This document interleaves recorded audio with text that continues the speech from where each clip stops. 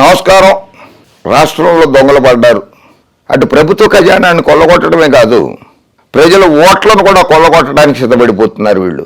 ఈ పచ్చ నాయకులు రాష్ట్ర ఖజానాన్ని ఎలాగో దోచుకున్నారు. మళ్ళీ వాళ్ళకి సహాయపడడానికి అటువంటి దొంగలకి చంద్రబాబు నాయుడు వంటి కంపెనీకి సహాయపడడానికి దొంగ ఓటర్లుగా నమోదవుతున్నారు.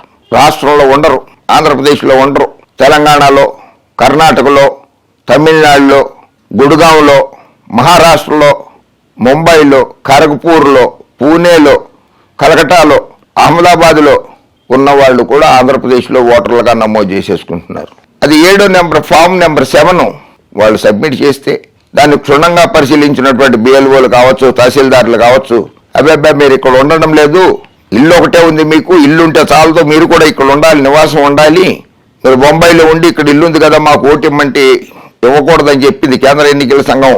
నిర్దిష్టమైనటువంటి స్పష్టమైనటువంటి ఆదేశాలు జారీ చేసిందని చెప్పి వాళ్ళ ఓట్లను రద్దు చేస్తుంటే తహసీల్దార్పై దాడి చేశారు వాళ్ళు.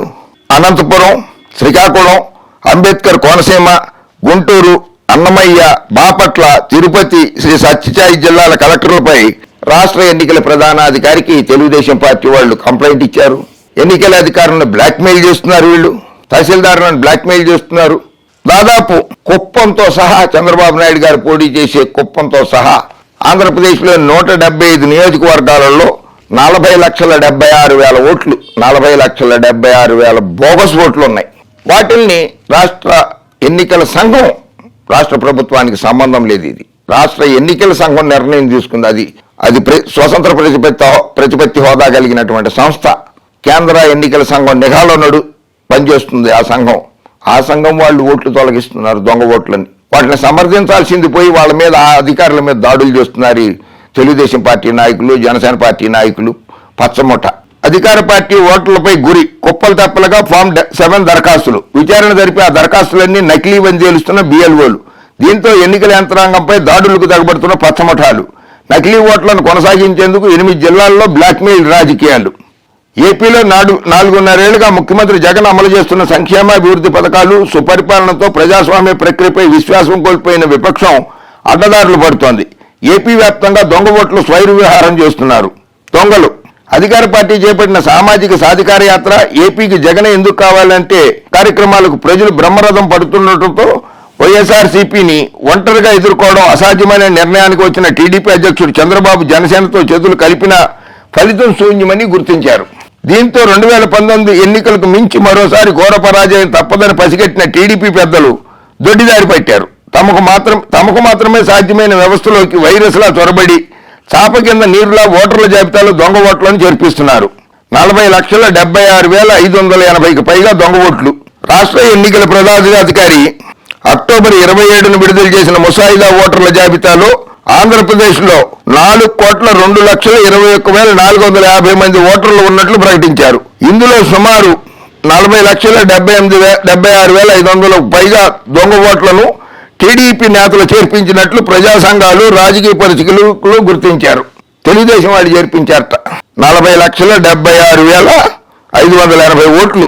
తమ పార్టీ సానుభూతి పరుల ఓట్లను పలు నియోజకవర్గాల్లో ఒకే ఫోటోతో ఇంటి పేర్లు మార్చి జాబితాలో చేర్పించారు. ఒకే పేరుతో ఇంటి పేర్లు మార్చి మళ్ళీ తెలంగాణ, కర్ణాటక, తమిళనాడు రాష్ట్రాల్లో ఓటు హక్కు కలిగి ఉన్న తమ పార్టీ సానుభూతి పరుల పేర్లను సైతం రాష్ట్రంలోని ఓటర్ల జాబితాలో చేర్పించారు. ఒకే డోర్ నెంబర్పై 100 ఓట్లు నమోదు చేయించారు.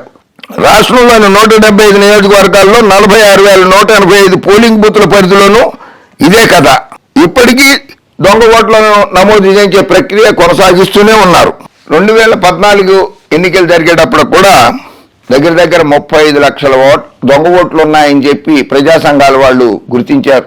అయినా సరే దొంగ ఓట్లు పోల్ చేయించుకున్నా కూడా తెలుగుదేశం పార్టీ కేవలం 5 లక్షల ఓట్ల తేడాతోటే 2014లో అధికారంలోకి వచ్చింది.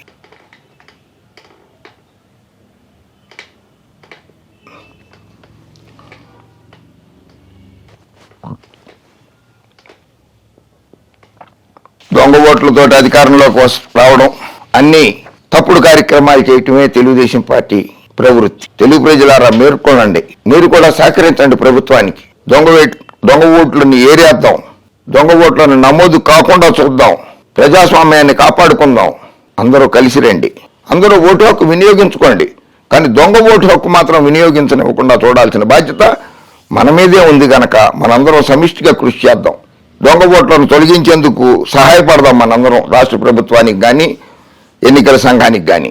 ఎన్ని అక్రమాలు చేసినా కూడా చంద్రబాబు నాయుడు గారు 2024 ఎన్నికల్లో మరో పరాజయం తప్పదు. ఆయన ఎంతసేపు 3 నెలల్లో అధికారంలోకి వచ్చేస్తామని ఆయన అన్నాడు. ఆయన అనడం ఆలస్యం, ఆయన పుత్రరత్నం కూడా 3 నెలల్లో అధికారంలోకి వచ్చేస్తామంటున్నారు. వాళ్ళిద్దరూ అనంగానే, తండ్రి కొడుకులు ఇద్దరూ అనంగానే పచ్చడబ్బాల్లో మొదలైపోయింది. 3 నెలల్లో చంద్రబాబు నాయుడే అధికారం, ముఖ్యమంత్రి అయిపోతున్నాడు ఆయనని. ఇక డబ్బాలు ముఖ్యమంత్రిని, తెలుగుదేశం నాయకులే ముఖ్యమంత్రిని నిర్ణయించుకుంటే ఈ ప్రజాస్వామ్యం ఎందుకు, ఎన్నికలు ఎందుకు, ఓట్లేయడం ఎందుకు? వీళ్ళే నిర్ణయం చేస్తున్నారు, పచ్చడబ్బాలు వాళ్ళే. రాష్ట్ర ముఖ్యమంత్రిగా చంద్రబాబు నాయుడు ప్రమాణ స్వీకారం చేసేస్తున్నాడు 3 నెలల్లో అని. అట్లా చేస్తాడు. 3 నెలల్లో ఎందుకు వస్తాయి ఎన్నికలు? డిసెంబరు, జనవరి, ఫిబ్రవరి, మార్చి, ఏప్రిల్లో రావాలి ఎన్నికలు. 3 నెలలు తప్పుడు సంకేతాలు పంపుతున్నారు ప్రజలకి.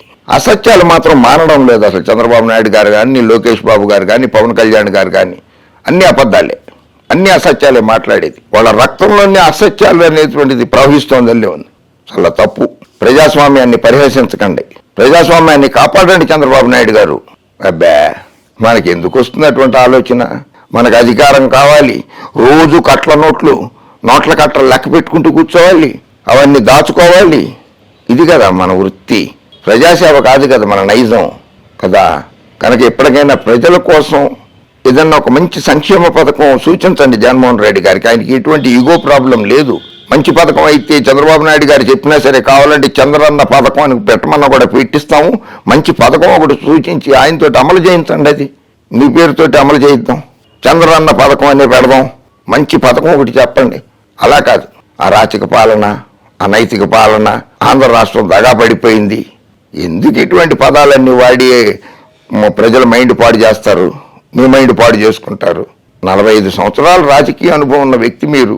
ప్రజల కోసం ఆలోచించండి కాసేపు. ఓకే, జై హింద్.